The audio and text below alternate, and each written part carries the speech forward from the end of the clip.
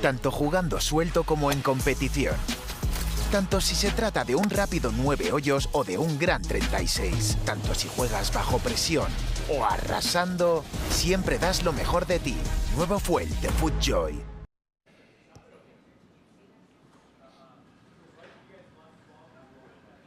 All right. Good afternoon. Welcome back to the 2022 PGA Championship here at Southern Hills Country Club. We are pleased to be joined by two-time PGA champion Dave Stockton. Dave, thanks for being here with us in a place that I know is special and dear to your heart. We'll ask you about 1970 in a moment, but I want to ask you, Colin Morikawa won the Open Championship last year. Right.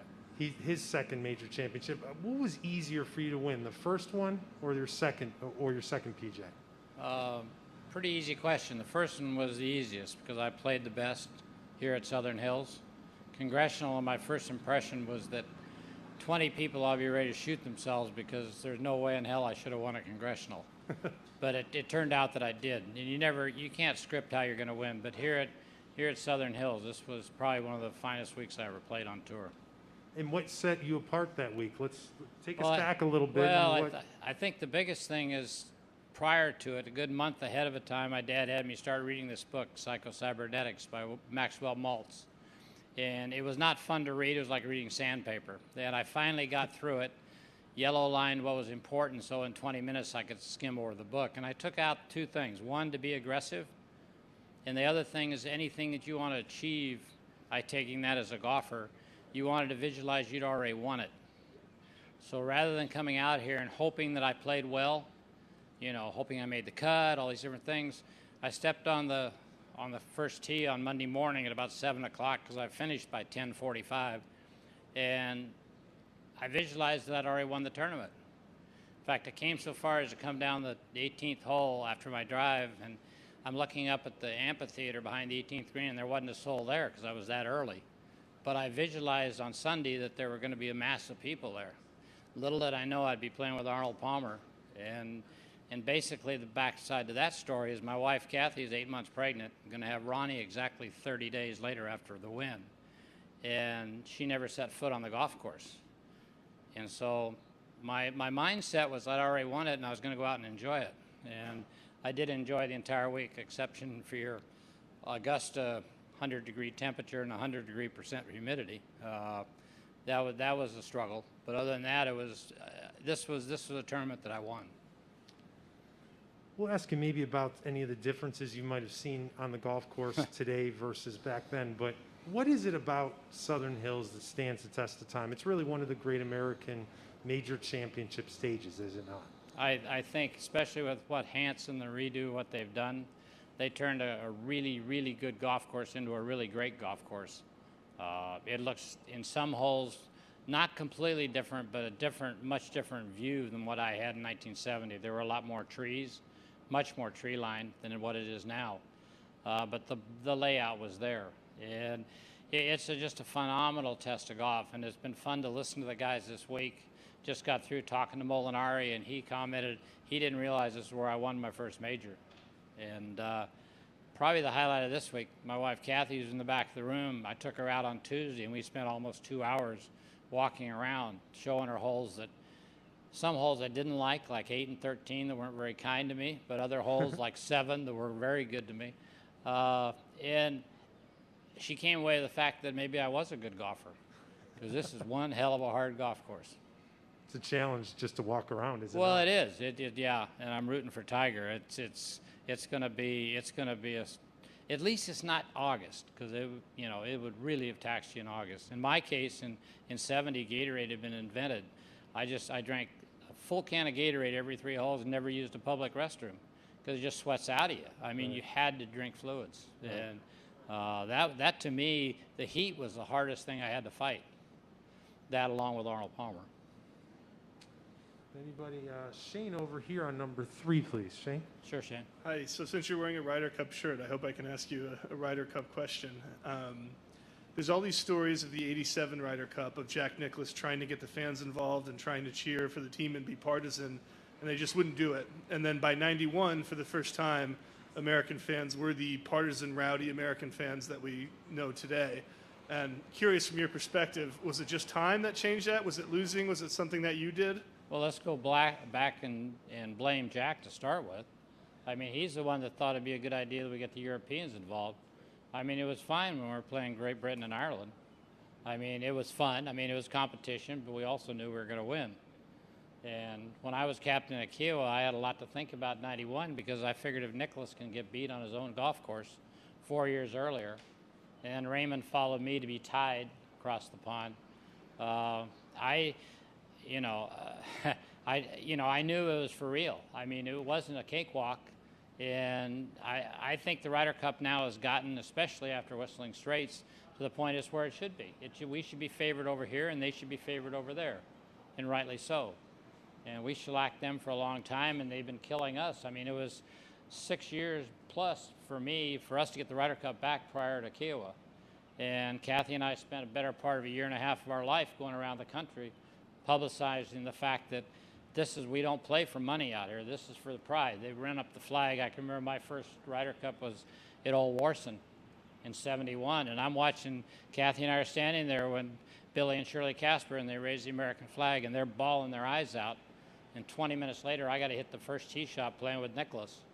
And that thing looked the size of a marble. I mean, there's a lot of tension, and you had to have your wits about yourself. But again, it's not like today. I mean, that's the exciting part. I think it's one of the most exciting things I've been as a captain and assistant captain to Azinger at Valhalla in 2008, and playing in a couple of them.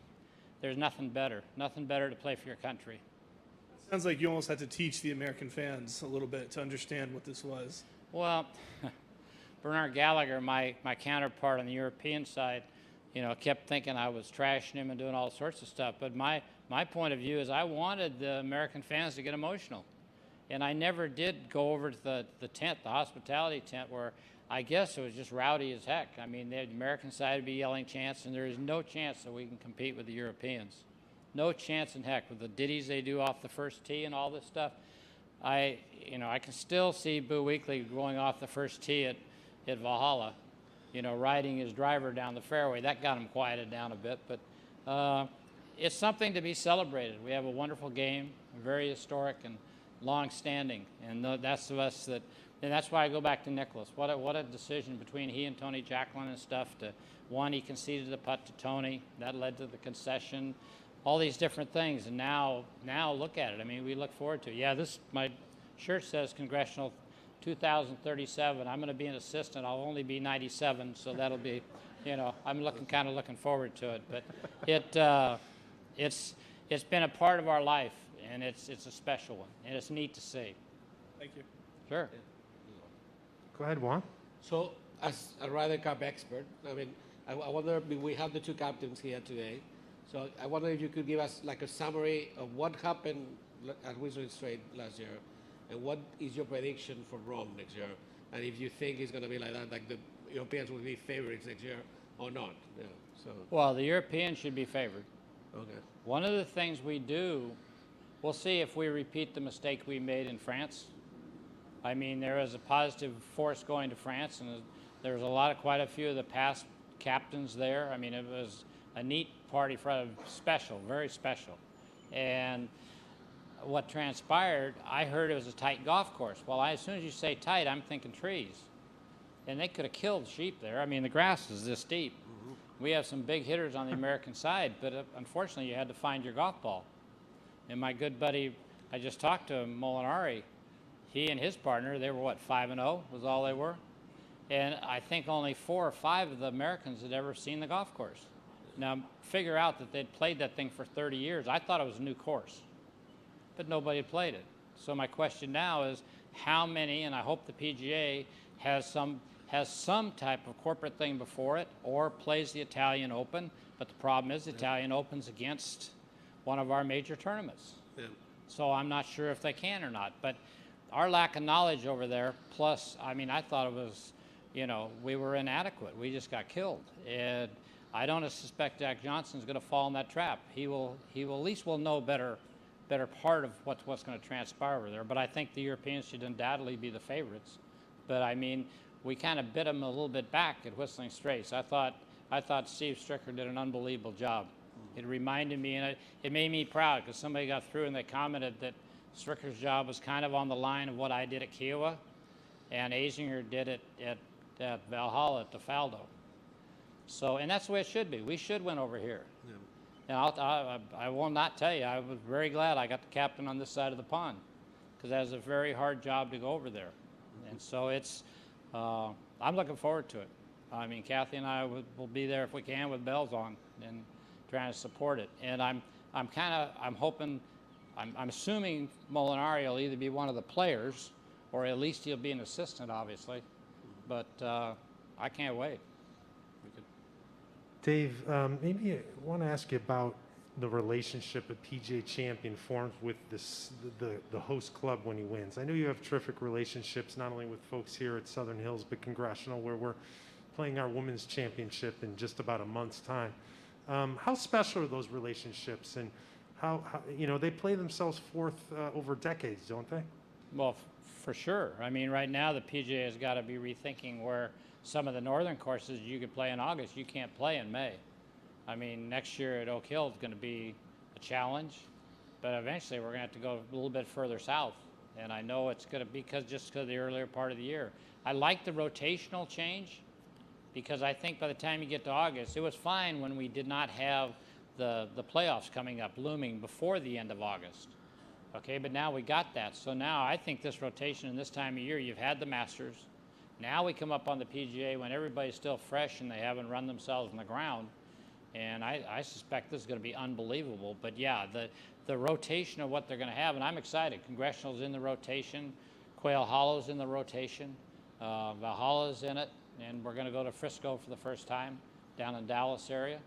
So yeah, there's the rotation is very interesting. I threw one thing at them. I hope they take the girls because it's too short for us, but I hope they take the PGA women to Cherry Hills would be a great spot because it's too short for us, but it would be an unbelievable venue for the women to play on. A couple names that you think this golf course as it plays today might have a good week out here if you had to put your thinking cap on. Well, you're not going to go too much past Scheffler, for starters. Whether Tiger can last out here, obviously they're the four of us. I mean, this is the first course to have 4 PGAs on it, and to have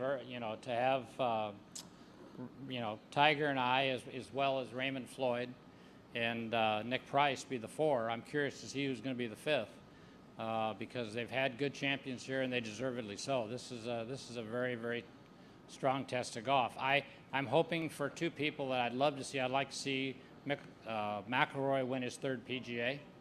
He's had pretty good luck when we worked together. He won Congressional in the Open, where I won the 2nd PGA. Then he wins it, where I had the Ryder Cup there at Kiowa. And then he comes to Valhalla and win, where I was an assistant with Azinger. And now he comes here where I won my 1st. So I wouldn't be surprised if he pulls some magic out of the hat. The other one I'd be rooting for would be Jordan Spieth.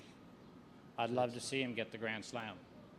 If there wouldn't be 2 more people, it would be more fitting to get it than McIlroy to knock off his Masters bugaboo and Jordan to get the PGA here.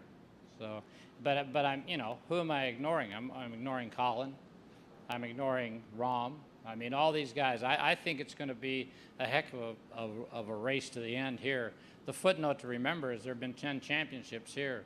There's never been, other than Tiger than myself, we're the only 2 of the 10 that didn't lead after the first round. The other 8 championships, the people led wire to wire all 4 rounds. Now, Tiger and I picked it up and we were tied for the lead after 36, but not 1 in 10, I was listening to Jim Nance talk about that, has ever dropped the ball coming in. So I trust they better get off to a fast start. Good starts. Yes, ma'am. Oh, Straight back 11. there's a picture of you putting in the media center for your victory here. It probably went in. It probably did. No, I knew. Do you recall what kind of putter you were using in those days? It's sitting in I just sent it here last week. It's sitting in the case. And it is what? It's a Ray Cook putter. Ah. Most Ray Cook putters in those days had 2 lead studs, and I had 3 that had three 3 lead strips in it, and there were 2 of them they alternated between. And so they have the putter sitting there. They have a driver they claim to mine, but I have no idea what amateur gave them that driver, but it's not mine. Why did you have the difference between the 2 and the 3 lead plugs or strips?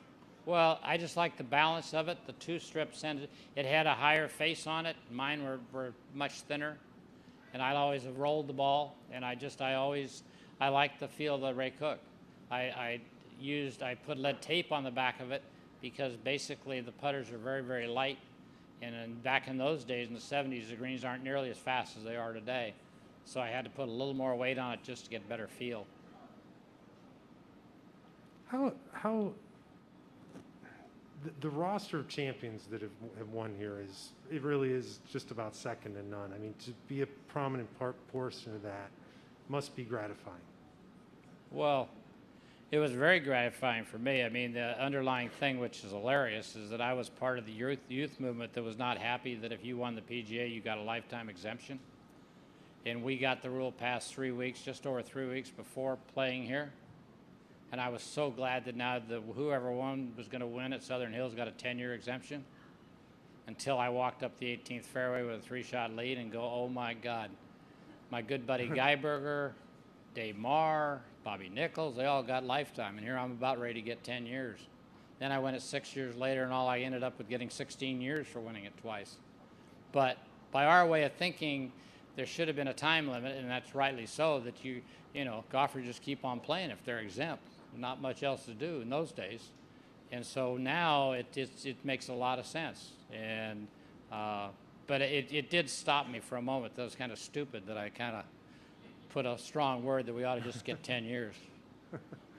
Let's go to Rex on one. Rex, how you doing? Good. How are you, Dave? Good. Can you just talk about last night's dinner? Well, 2 questions. 1, did it feel a little surreal that Phil wasn't there? And 2, my understanding is you spoke. Can you give us any idea what you spoke about? Sure. I mean, the last 2, Kiowa and here, were different. And I'll take partial credit for that because the PGA of America had turned let me stop. I always wanted to win the Masters because to win the Masters, I would be able to go in on Tuesday night and be a fly on the wall. In my case, if I'd have won in '74 when I should have, when Player beat me, I could listen to Byron Nelson, or I could listen to Sam Snead, or I could listen to whoever was there, right? And I wouldn't have to say anything, but I'd be getting, a bunch of knowledge, right? So when I won the PGA in 70, sure enough, I show up in 71, and I am the youngest guy in the room, basically. And I'm listening to these stories, and it was phenomenal. I mean, it was just great. Well, somewhere over the year, I remember 5 years ago, we're on the East Coast playing the PGA, and I'm at the Champions Dinner. Davis Love is sitting at the end. There's 20 of us at this table. He's on the left, on the far end. I'm on the right at this end. I have no idea who these 20 people are sitting between us. And I absolutely flipped out. I said, because there's a reason why a lot of the champions don't want to come. And I thought the PGA, the USGA, you win the Open, they've never had a dinner, not that I know about. It's like, okay, you won, you're lucky you won, the rest of the guys shot themselves, and they're really mad because they didn't enjoy the ride, right? Well, the PGA shouldn't be that way. The PGA is slightly fairer than the US Open is. Kerry Haig does an unbelievable job in setting up the golf course. And so consequently, at Kiowa last year, we had, I think, 6 or 7 people in the room besides just players. And we, like we did last night, we sat around and they can't separate us out because there's so many players, depending, the former champions, that it was unbelievable. And we ended the night and everybody stayed. And I think it blew the PGA officers away because we were just having fun because we usually just drive off, you leave, you drive in your courtesy car and you're gone till the next day. And so last night, I spoke. It was surreal for me to be, I'm used to being the youngest, and now I was clearly the oldest, which at 80 years of age, that kind of shakes you up a bit. But I talked to him, obviously, the story of being here, because this meant so much to Kathy and I and my family and everything. And then at the end, Mark Brooks got up, got him up, and he immediately had everybody comment, what's their worst shot and best shot? And of course, Colin, with that driver he hit on 16 or whatever he hit out there at Harding, he drove the green 1.5 foot from the hole or something. That was his best. And everybody had a similar story and everything. But it was fun. That's what it should be about. And so last night was I felt bad. I really feel bad that neither one of the other two guys, Tiger and I being the two that have won here, but Nick Price and Raymond weren't here, and I wish they had been. And I don't quite understand why, because I think it's very important for us as champions to come back. I mean, I'm pretty assuming that at the Masters, you come back, if I'd have won it, I'd be there every year. And that's what this should be. And last night was this 2 years now we've had it. So we had no distractions, and it was really neat. But it had changed, because when we started, Kathy remembers, all the wives and husbands would get together, and then the wives would go off, and Barbara and Nicholas ran that group. And then we have the guys that get together, and afterwards, of course, you're trying to confirm back to your spouses what happened, because they want to know everything we talked about. But no, it was a fun evening. Phil was not missed. I think Phil would have been a big distraction whether he was here. I mean, the story here this week is the PGA. The story here, and I alluded to that fact, and I congratulated the younger guys that have won, especially Colin and stuff. The game of golf has been elevated so much by their play and their physical abilities that they've had to redo these golf courses. Luckily, this has been done unbelievably well. But to think where golf is at, it's a phenomenal situation. I mean, it's from every aspect. And that's why you can't pick you're not going to have to get lucky to win. You're going to have to play a really, really good golf this week. Thank you. Yeah, Rex, good. Good to see you. All right, Dave. Well, thank you for... Hang on, I got my buddy back here. I'm sorry. Sorry. Hey, Dave. Good to see you. Good to see you. Chipping seems so important out here, and some of the great chippers of all time, yourself, Hubert, Raymond Floyd, Tiger, obviously, have won here. How important is it, and why at this course? And is there a technique or anything that really works here? Well, I think what works here is you have to have an imagination. The world's full of left-sided brain people that try to mechanically do everything. And I think you have to have an imagination. You mentioned Hubert Green. There's a reason he won the Open here in '77. You see a shot and you can picture what you ought to do with it. Now, whether you have the capability to do that is, a moot point. But basically, I knew coming out here when I played it, I'm not going to hit all the greens. I never have in my life. But I love being around. My golf courses for me start at 150 yards in, because then I've got all my clubs are accuracy clubs and I can handle it. So yeah, this course, the other aspect of this golf course is it doesn't favor a drawer of the ball or a fader of the ball, because you have dog legs going both ways, and in some cases they're pretty severe.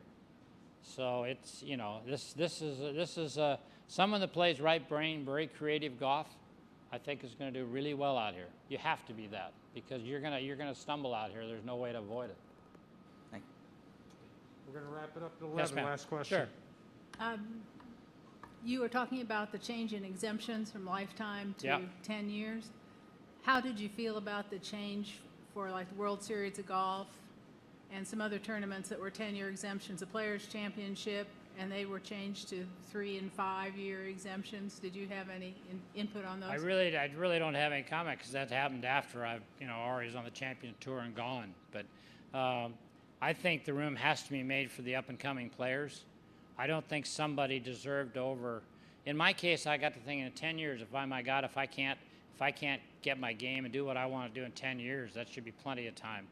And you appreciated the fact that I could play being a major champion at that time. But you have to adjust, and you have to, in my mind, you have to allow for the young blood to come up and be a factor, because that's what's exciting. I'm always going to root for the underdog every time, because I was an underdog for a long time. And that was our big thing here. Here I am. Arnold never won the PGA, so if he wins out here, he's going to win the Grand Slam. On the other hand, I'd won 4 times on tour, and Saturday morning in the paper or Sunday morning they called me, help me out, Cal. Unknown leads PGA, and I flipped out. I said I may be known only in my own house, but I still thought winning 4 tournaments got me a little bit past unknown. And so I took that as a chip on my shoulder to prove that they were completely wrong. Kathy, on the other hand, had to be sitting in the clubhouse listening to everybody root for Arnold, which if I had been playing, I'd have been rooting too, because what a special person he was. But it was you know, it was made my victory just that much sweeter. Thank you. Sure. Dave, thanks so much for finding some time for You got us. it, You're guys. always welcome, and we hope to visit again with you very soon. Okay, good. Have a great Thank week you. in Tulsa. Thank you. Appreciate it. El nuevo Pro SL no tiene clavos, pero tiene un agarre increíble. Con una plancha de carbono adicional para optimizar el retorno de energía y un nuevo y moderno diseño, el zapato original de máximo rendimiento sin clavos tiene algunas ventajas importantes.